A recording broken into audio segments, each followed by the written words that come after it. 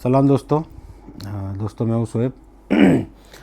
दोस्तों आज मैं एक नई स्टोरी लेके आऊँ। हमारे एक सब्सक्राइबर है गुजरात के, उन्होंने एक स्टोरी भेजी है। उनके अंकल की ये स्टोरी है जो डॉक्टर थे।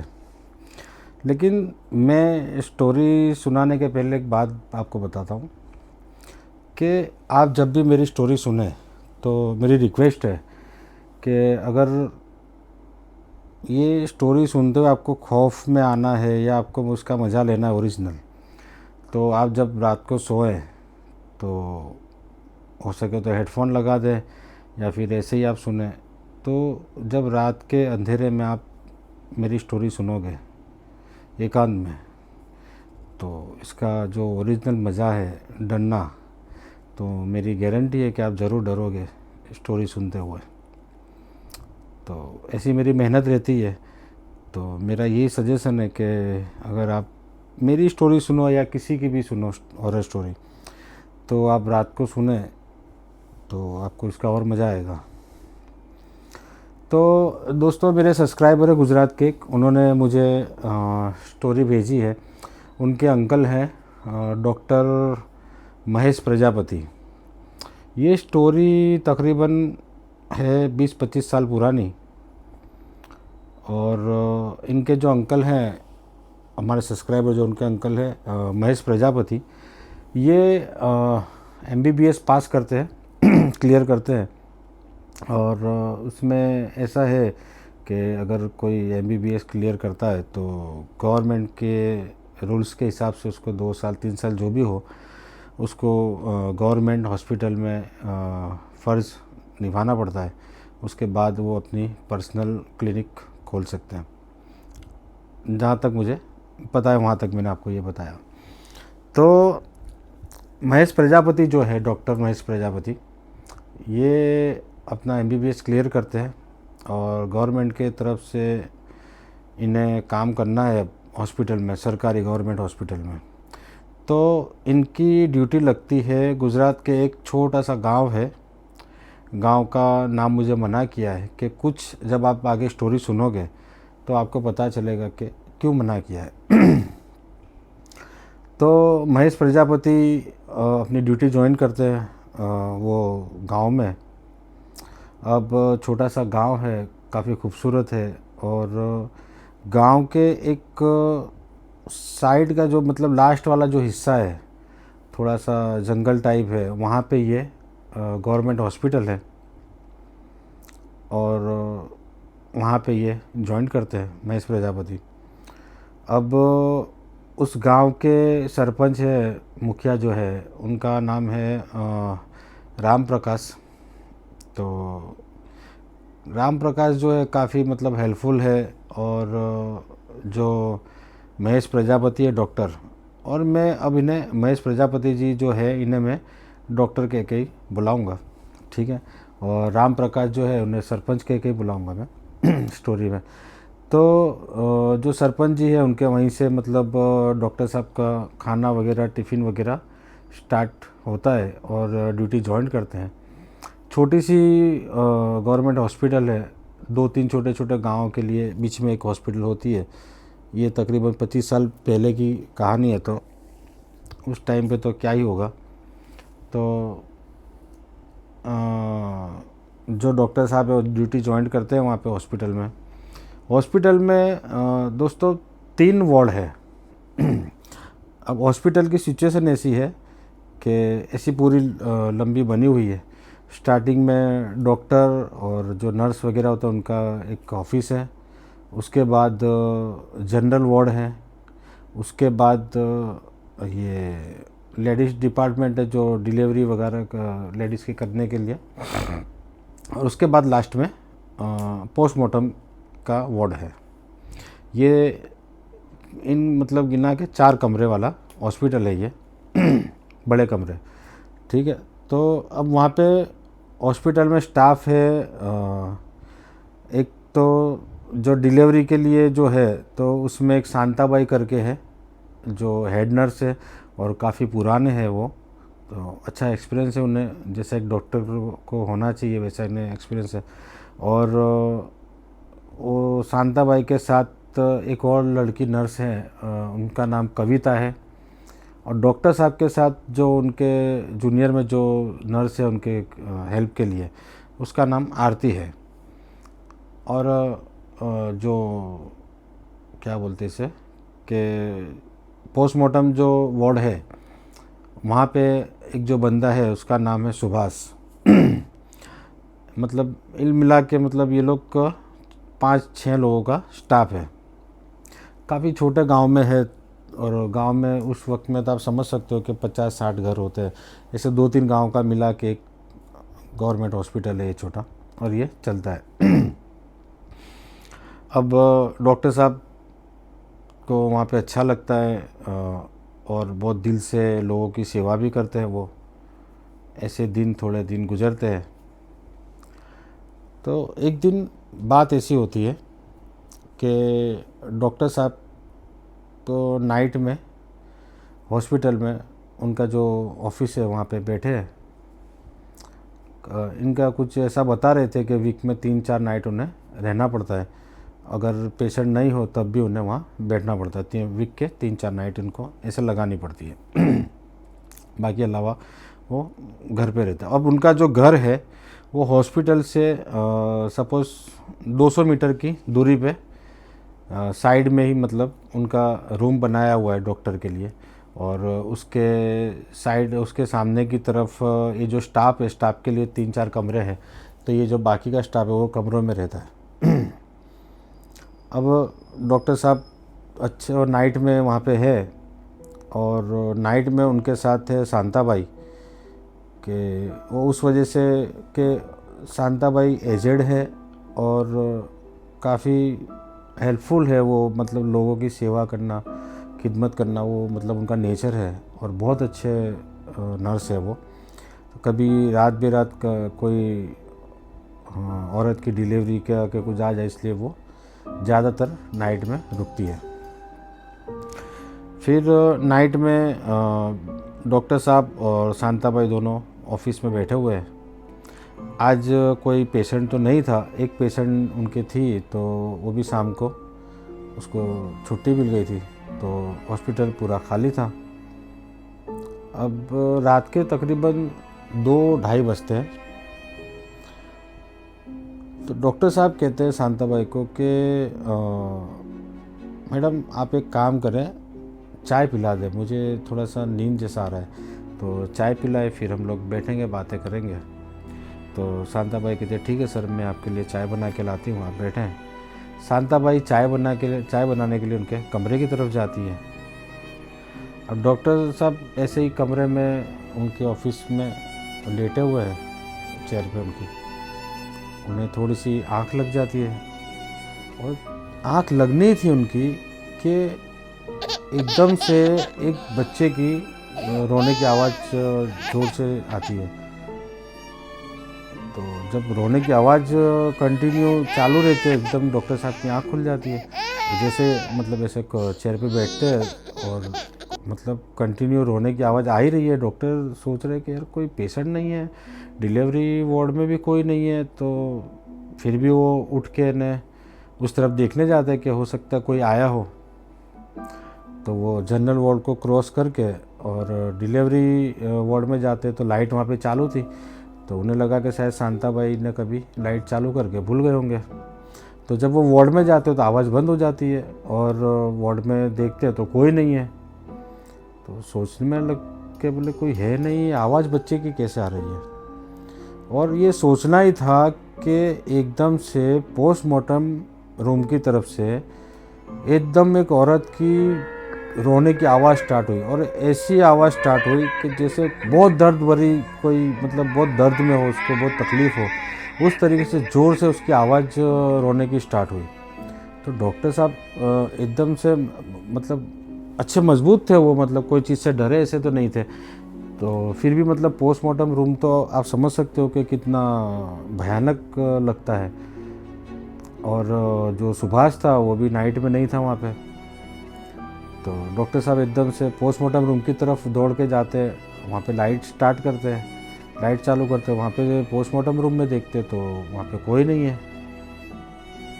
अब पोस्टमार्टम रूम में भी कोई नहीं है। डॉक्टर साहब थोड़ा सा घबराने लगे कि यार इतने, क्योंकि हॉस्पिटल गांव के एक बिल्कुल छेड़े पे है और ये यहाँ पे कोई बस्ती में कोई गांव से इधर आता है तो मतलब किसी को तकलीफ़ होती है तभी आता है, वैसे तो कोई रात को 2 बजे आएगा नहीं। तो एक तरफ बच्चे के रोने की आवाज़, एक तरफ औरत के रोने की आवाज़।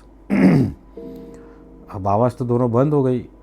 अब डॉक्टर साहब जैसे तैसे करके लाइटें बंद करके वापस से उनके ऑफिस में जाके बैठते हैं। उतने में शांताबाई आती है। अब शांताबाई आते हैं तो डॉक्टर के चेहरे पे थोड़ी सी घबराहट है। शांताबाई उन्हें चाय देती है और चाय देते उन्हें पूछती है कि डॉक्टर साहब आप परेशान लग रहे हैं, कुछ घबराए हुए लगते हैं।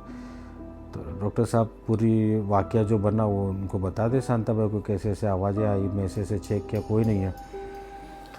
फिर जब ये डॉक्टर साहब जब उन्हें शांताबाई को सारा वाक़या बता रहे थे तो देखने की बात ये थी कि शांताबाई के चेहरे पे कोई भी ऐसा मतलब नहीं लग रहा था कि कोई बंदा कोई ऐसी अलग से जो घटी हुई घटना है वो बता रहा है तो थोड़ा सा उसका चेहरा वो होना चाहिए, लेकिन बिल्कुल कॉमन बैठी है, सुन रही है जैसे कि कुछ हुआ ही नहीं है। वो डॉक्टर साहब को कहती है कि डॉक्टर साहब आप शायद नींद में हो गए, आपकी आवाज़ आई होगी, तो हो सकता है कि आपको एक वहम हो। डॉक्टर साहब कहते हैं चलो एक बच्चे की आवाज़ आई तब मैं थोड़ा नींद में था, लेकिन जब मैं ये डिलीवरी रूम में गया तो वहाँ पे तो मैं जाग रहा था और इतनी ज़ोर से औरत की रोने की आवाज़ आई। तो फिर भी शांताबाई ने समझा है कि डॉक्टर साहब आप थके हुए हैं तो हो सकता है थकान की वजह से आपको ये प्रॉब्लम हुई। आप एक काम करें, आप जाके आराम करें, अगर कुछ होगा तो मैं आपको बुला लूँगी। तो डॉक्टर साहब कहते हैं ठीक है। तो डॉक्टर साहब जाके और उनके कमरे पे आराम करते हैं, सो जाते हैं। अब दूसरा दिन होता है, सुबह होती है। तो सुबह में जैसे जो रूटीन था डॉक्टर साहब का वैसे रूटीन में सब चला, खाना आया, ये वो सब लोगों की खिदमत वगैरह में रहे। अब शाम को खाना वगैरह सब लेके एक पेशेंट आता है शाम के वक्त, उसको फूड पॉइज़न हो जाता है और वो पेशेंट को एडमिट करना पड़ता है। अब गांव के लोग तो आप समझते हो, मज़दूर लोग ज़्यादातर उस टाइम पे मजदूरी करते थे। अब गरीब पेशेंट था तो उसने भी उसकी फैमिली को भेज दिया कि बोले यहाँ पे डॉक्टर साहब सब हैं तो मैं यहाँ पे रुकूंगा, तो आप लोग जाए। तो घर पे मतलब वो एक पेशेंट ही जो फूड पॉइज़न जिससे हुआ था उसे एडमिट किया था, वो अकेला था। डॉक्टर साहब नाइट में फिर आते हैं और उसे कुछ ग्लूकोज वगैरह बोतल वगैरह सब देते हैं और वापस से अपने ऑफिस में आके बैठ जाते हैं। अब शांताबाई आती है, वो उसके चेकअप वगैरह ये सब करके वो भी उसकी बोतल वगैरह ख़त्म करके वापस से डॉक्टर साहब के कमरे में आ जाती है। लाइट वगैरह सारी बंद कर देते हैं। अब वहाँ पे बैठे बैठे बातें करते रहते दोनों। और टाइम होता है कुछ 2-2:30 बजे का टाइम होता है वापस से। तो शांताबाई कहती है कि डॉक्टर साहब आप कहे तो मैं चाय ला दूँ आपके लिए। तो डॉक्टर साहब कहते हैं कि ठीक है चाय लाए तो मतलब अच्छा रहेगा। अब शांताबाई वहाँ पे चाय बनाने जाते हैं। अब डॉक्टर साहब के दिमाग में वापस से वही बात बैठती है कि यार कल रात को यही टाइम था, शांताबाई गई थी और ये चीज़ बनी थी। तो थोड़े से डरे हुए थे डॉक्टर साहब। अब क्या होता है कि 2:30 बजे डॉक्टर साहब को वही बच्चे की रोने की आवाज़ वापस से सुनाई देती है। अब एक पेशेंट था वहाँ पे जनरल वार्ड में, तो डॉक्टर साहब को फिर भी थोड़ी हिम्मत थी। अब डॉक्टर साहब जनरल वार्ड में जाके देखते हो तो वो पेशेंट जो था वो सो रहा था। तो उन्हें ऐसा लगता है कि यार इसे आवाज़ नहीं आ रही, ये नहीं उठ रहा। तो फिर भी आवाज़ चालू थी, तो वो डॉक्टर साहब वहाँ से आगे बढ़ते हैं और डिलीवरी रूम में जाते हैं। तो वहाँ पे जाके देखते, लाइट चालू करते हैं तो आवाज़ बंद हो जाती है। डॉक्टर साहब थोड़ा सा और घबराने लगे और उतनी 5-10 सेकंड के अंदर औरत की वही आवाज़ रोने की, वही मतलब एक दर्द भरी आवाज़ से एक औरत रोए जा रही है। और डॉक्टर साहब आवाज़ सुन रहे खड़े रह के, और जैसे वो पोस्टमार्टम रूम की तरफ बढ़ते हैं, लाइट चालू करते हैं, तो वहाँ पे मतलब फिर वो आवाज़ बंद हो गई रोने की। अब डॉक्टर साहब बहुत ज़्यादा डर चुके थे और उन्होंने फ़ौरन लाइटें बंद की और हॉस्पिटल के उनके रूम में आके बैठ गए। अब रूम में आके बैठते हैं तो शांताबाई आती है चाय लेके, और डॉक्टर साहब उनसे कहते हैं कि आज भी मेरे साथ वही बात हुई जो मेरे साथ कल हुआ था। शांताबाई बोले कि डॉक्टर साहब, मैं इतनी वक्त से यहाँ पे तकरीबन मैं 5-6 साल से हूँ, लेकिन ये बात मुझे कभी मतलब मेरे साथ ये नहीं हुई है। हो सकता है ये आपका वहम हो, या फिर आप मतलब डे नाइट करते हैं तो थकान की वजह से भी हो सकता है, लेकिन ये बात डॉक्टर साहब को हजम नहीं होती। दूसरा दिन होता है, डॉक्टर साहब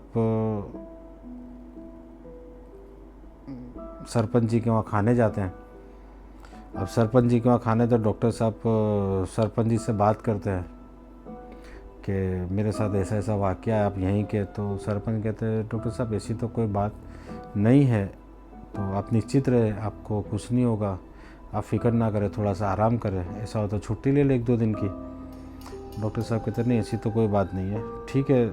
फिर डॉक्टर साहब उनके हॉस्पिटल में वापस जाते हैं। वहाँ पे सुभाष जो है लड़का लड़का तो क्या मतलब वो भी 40 साल के आसपास का ही है, तो सुभाष को बुलाते हैं। सुभाष को पूछते हैं कि सुभाष ऐसी सी बात है, तू तो ये पोस्टमार्टम रूम में रहता है कई बार। तो सुभाष कहता है डॉक्टर साहब मुझे यहाँ पे आए 3 महीने हुए, मैं इसके पहले शहर के हॉस्पिटल में था, वहाँ सर्विस दे रहा था, उसके बाद मैं यहाँ पे आया हूँ और 3 महीने में मेरे साथ ऐसा कुछ भी नहीं हुआ है। डॉक्टर साहब दूसरी जो नर्स थी कविता आरती, उनको बुलाते हैं, उनसे पूछते हैं। तो कविता आरती बोलते हैं कि डॉक्टर साहब हमने तो अभी हमें भी आए यहाँ पे 3 महीने ही हुए और हमने 3 महीने में कोई भी नाइट नहीं की, यहाँ पे नाइट में हमने ड्यूटी नहीं की है और ऐसा तो हमने कुछ नहीं देखा। तो डॉक्टर साहब शांता कविता और आरती से कहते हैं कि आप दोनों को भी 3 महीने हुए, सुभाष को भी 3 महीने हुए, तो एक साथ मतलब यहाँ पे तो कविता कहती है कि डॉक्टर साहब यहाँ पे जो पहले स्टाफ था, जो डॉक्टर थे, जो 2 नर्स थी और जो पोस्टमार्टम रूम में जो था, ये लोग एक साथ यहाँ से हॉस्पिटल से उन्होंने रज़ा ले ली, यहाँ से चले गए वो। तो डॉक्टर साहब को थोड़ा सा डाउट होता है कि यार ये क्या बात हुई, एक साथ पूरा स्टाफ गया और सिर्फ शांताबाई यहाँ पे है। तो खैर डॉक्टर साहब बोलते हैं चलो कोई नहीं, देखते हैं। फिर डॉक्टर साहब आज घर पे रहते हैं आराम के लिए। अब रात को सो रहे होते और तकरीबन 10 बजे के करीब, क्योंकि गांव में तो लोग जल्दी सोते हैं, जल्दी खाना वगैरह लेके जल्दी सो जाते हैं। अब डॉक्टर साहब सो ही रहे होते और तकरीबन कुछ 10 बजते हैं, 9:30-10 बजते और कोई उनका दरवाज़ा खटखटाता है। डॉक्टर साहब उठते देखते तो सुभाष है। सुभाष कहता है डॉक्टर साहब सरपंच जी आए हैं, गांव के कुछ लोग हैं, पुलिस है और एक डेड बॉडी है, तो आप चलिए जल्दी। डॉक्टर साहब फ़ौरन तैयार होते हैं, कपड़े वगैरह चेंज करके और लॉक करके हॉस्पिटल की तरफ चलते हैं। हॉस्पिटल पे जाके देखते हैं सरपंच जी सामने खड़े हैं और गांव के कुछ 4-5 लोग हैं, एक डेड बॉडी पड़ी है वहाँ पे। तो सरपंच जी कहते हैं डॉक्टर साहब एक डेड बॉडी मिली है हाईवे से, हाईवे तकरीबन वहाँ से 8-10 किलोमीटर दूर था। तो बोले हाईवे से एक डेड बॉडी मिली है, ये गांव का तो नहीं है लेकिन कहीं बाहर का है, लेकिन हो सकता है कोई गाड़ी वाला मतलब टक्कर देके से चला गया है। तो पुलिस वाले भी वहाँ पे सब थे, पुलिस भी। अब सरपंच जी कहते हैं डॉक्टर साहब आप देखिए, अब जो भी है पुलिस भी यहीं, आप देख लें, हम लोग अब चलते हैं। तो सरपंच जी और गांव के लोग जो थे 4-5 वो भी वहाँ से निकल जाते हैं। अब वहाँ पे बचे कौन, डॉक्टर साहब है, सुभाष है और कुछ 2-3 पुलिस वाले हैं। पुलिस वाले और सुभाष ने मिल के उस डेड बॉडी को अंदर वार्ड में लेके जाते हैं जहाँ पोस्टमार्टम होता है। तो पोस्टमार्टम रूम में डेड बॉडी को रख देते हैं। पुलिस वाले भी थके हुए थे, पुलिस वाले भी डॉक्टर साहब से कहते हैं कि सर आप देख लीजिए, आप पोस्टमार्टम कर देना और हम कल सुबह में आके आपसे रिपोर्ट कलेक्ट कर लेंगे। डॉक्टर साहब कहते हैं ठीक है। और आज शांताबाई भी नहीं थे, शांताबाई भी आज उनके कमरे पे ही थे। अब बात ये होती है कि सुभाष और डॉक्टर साहब दो ही लोग हैं। सुभाष ये चीज़ में काफ़ी एक्सपर्ट था, पुराना उससे मतलब सब जानकारी थी, तो जल्दी जल्दी से डेड बॉडी के कपड़े वगैरह निकाल के उसका पोस्टमार्टम स्टार्ट करते हैं। डॉक्टर साहब और दोनों काम स्टार्ट करते, तकरीबन 2-3 घंटे में पोस्टमार्टम का काम ख़त्म हो जाता है। सुभाष डेड बॉडी को वापस से पैक करता है और डॉक्टर साहब तो उनका जो रिपोर्ट है रिपोर्ट बना रहे थे बैठ के वहीं पोस्टमार्टम रूम में बैठ के। तो सुभाष कहता है कि डॉक्टर साहब बॉडी तो मैंने पैक कर दी है, अब आप बताएं ऐसा करो। तो डॉक्टर साहब कहते हैं काम कर यार, बहुत थकान महसूस हो रही है, तो तू जा और चाय लेके आ, चाय बना के लेके आ। सुभाष कहता ठीक है मैं चाय बना के लेके आता हूँ। सुभाष उसके कमरे की तरफ चलता है, चाय बना, हॉस्पिटल में कोई नहीं है। डॉक्टर साहब वहाँ पे बैठे हैं और रिपोर्ट बना रहे हैं पोस्टमार्टम की, सामने डेड बॉडी पड़ी हुई है। अब वो डॉक्टर साहब का तो ध्यान वहाँ पे नहीं था बिल्कुल भी, लेकिन वही टाइम 2-2:30 बजे का टाइम होता है और वही वापस से बच्चे के रोने की आवाज़ स्टार्ट होती है।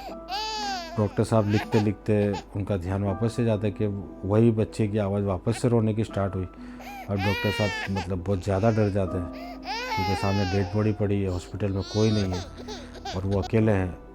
तो वो फ़ौरन वहाँ से पोस्टमार्टम रूम से वापस से हिम्मत से देखने के लिए वो जनरल वार्ड में जाते हैं। जनरल वार्ड में कोई नहीं है, वहाँ पे डिलीवरी रूम में कोई नहीं है, वहाँ पे लाइट्स करते तो वहाँ पे कोई नहीं है। अब इतने में जब वो डिलीवरी रूम में होते हैं तो उस टाइम पे वो औरत का रोना भी स्टार्ट होता है और आज इतनी ज़ोर से उसकी आवाज़ें आ रही है रोने की और ऐसा लग रहा था जैसे कुछ मदद मांग रही हो। डॉक्टर साहब फ़ौरन वहाँ से, क्योंकि आवाज़ इसमें बात ये होती थी कि ये जो तीसरी बार का वाक़या है, तीनों बार बात ये रहती थी कि जो बच्चा है, बच्चे की रोने की आवाज़ जो लेडीज़ रूम है वहाँ से आती थी डिलीवरी रूम से, और औरत की आवाज़ जो आती थी वो आ रही थी पोस्टमार्टम रूम से। अब जब पोस्टमार्टम रूम से औरत की रोने की आवाज़ें स्टार्ट हुई तो डॉक्टर साहब भाग के वापस से पोस्टमार्टम रूम में जाते हैं। वहाँ जाके देखते तो कोई नहीं है। अच्छा कोई नहीं है वो तो ठीक है, लेकिन जब डॉक्टर साहब की नज़र वो डेड बॉडी पे पड़ती है जो लेटी हुई है, जिसे सुभाष पैक करके गया था, वो डेड बॉडी पूरी खुली हुई पड़ी है।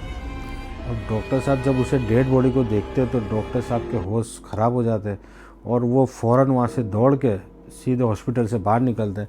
अब जैसे हॉस्पिटल से बाहर निकलते सामने सुभाष था, सुभाष चाय लेके आया था, तो सुभाष से मतलब टकरा जाते हैं वो। सुभाष भी सोच में आ गया कि डॉक्टर साहब क्या हुआ, आप क्यों ऐसे दौड़ के आ रहे हैं, अब इतने डरे हुए के। तो वो पूरी बात सुभाष को वहीं पे बाहर खड़े रह के बताते हैं। सुभाष कहता है डॉक्टर साहब आप फिक्र ना करें, आप मेरे साथ चलें।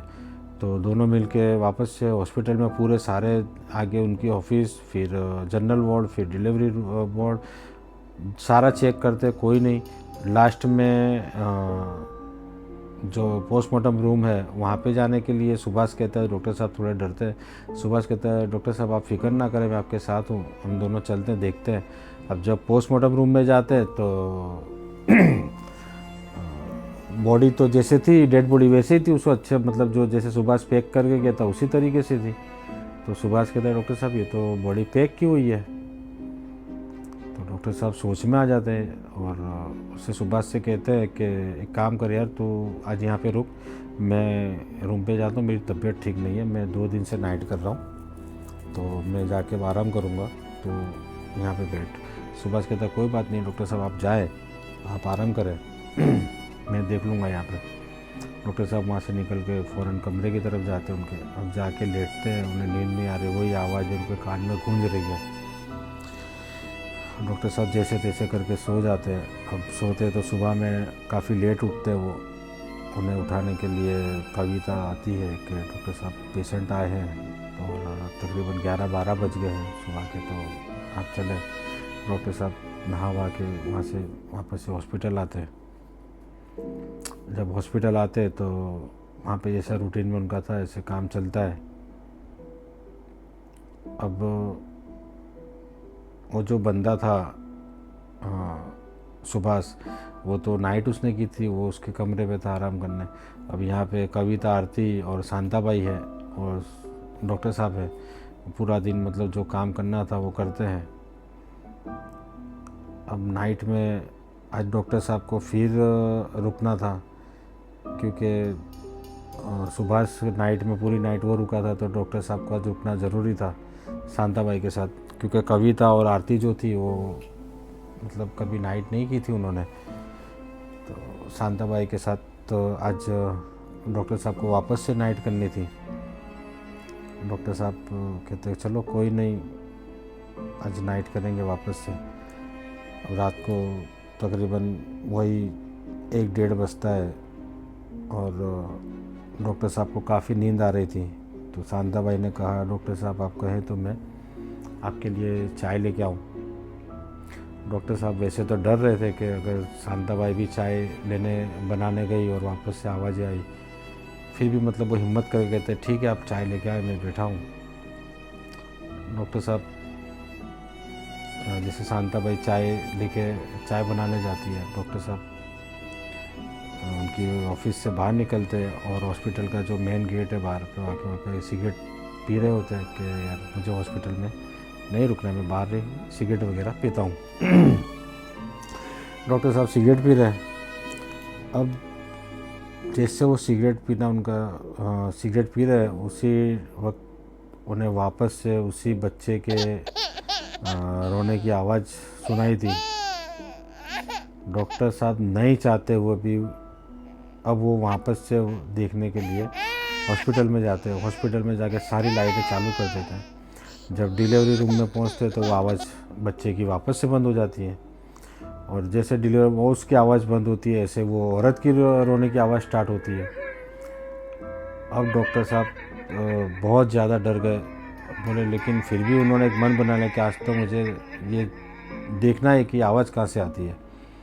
डॉक्टर साहब वापस से पोस्टमार्टम रूम में जाके लाइट चालू करते हैं, और जब आज बात ये होती है कि जब वो लाइट चालू करते हैं तो वो जो आवाज़ बंद हो जाती थी वो आवाज़ बंद नहीं हो रही है, वो आवाज़ वैसे ही चालू, मतलब वो औरत ऐसे रोए जा रही है, मतलब बहुत दर्द है उसके अंदर। डॉक्टर साहब ज़ोर से मतलब उनके आवाज़ से मतलब बोलते कि कौन परेशान कर रहा है मुझे, कौन डरा रहा है। उनका डॉक्टर साहब का ये बोलना होता है, और जो लाइट थी वो लाइट बंद चालू होने लगी, कभी बंद होती है चालू होती है, ऐसे मतलब होने लगा।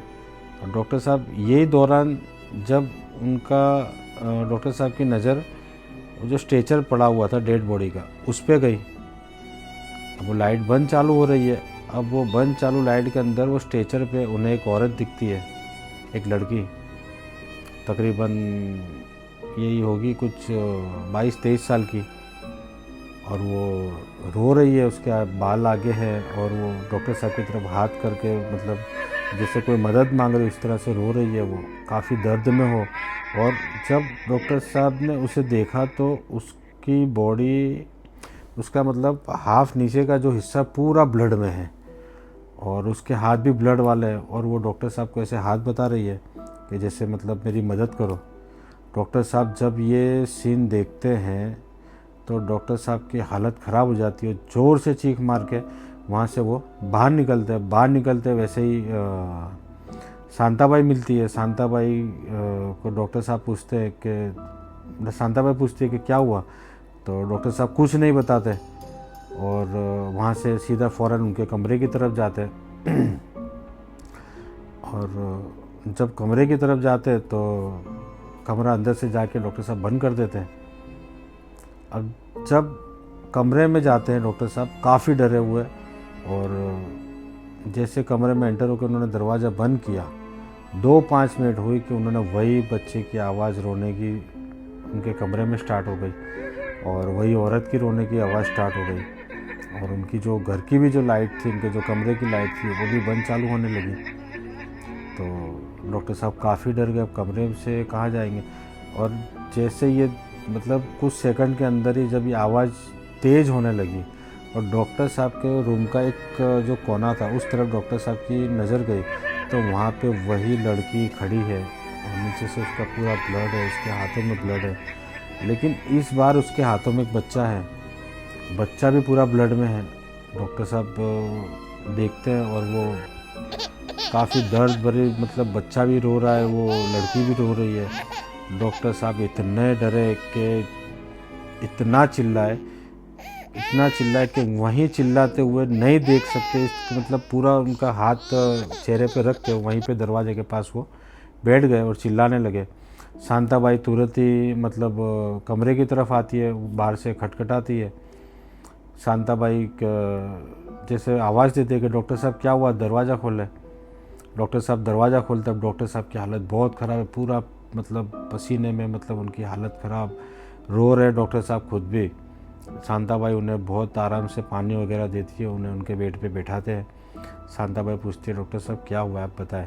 तो डॉक्टर साहब कहते हैं कि शांताबाई मेरे साथ ये हो रहा है, आज मेरे घर तक ये चीज़ बन गई और मैं इस चीज़ से मतलब परेशान हूँ। अगर प्लीज़ आप कुछ जानती हो तो मुझे बताएं, क्योंकि जब मैंने सुना कि पूरा स्टाफ यहाँ पे एक साथ चेंज हो गया था, आप नहीं गई, आप थी।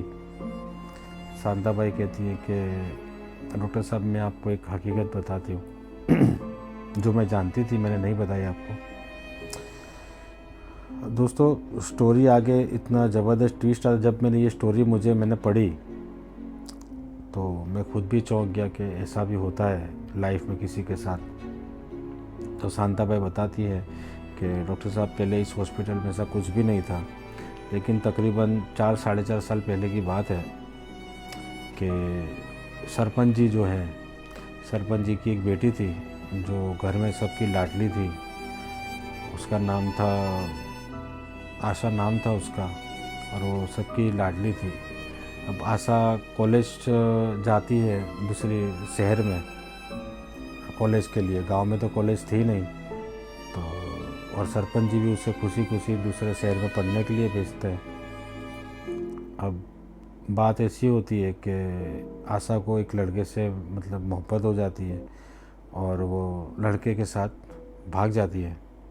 अब सरपंच जी को ये सब पता चलता है, वो मतलब काफ़ी तकलीफ़ में आ जाते हैं कि ये मतलब मेरी बेटी ने क्या कर दिया मेरे साथ। अब ऐसे टाइम गुजरता है और 7-1 महीने होते हैं और एक दिन आशा जो है सरपंच जी की बेटी, वो घर पे आती है और वो पेट से है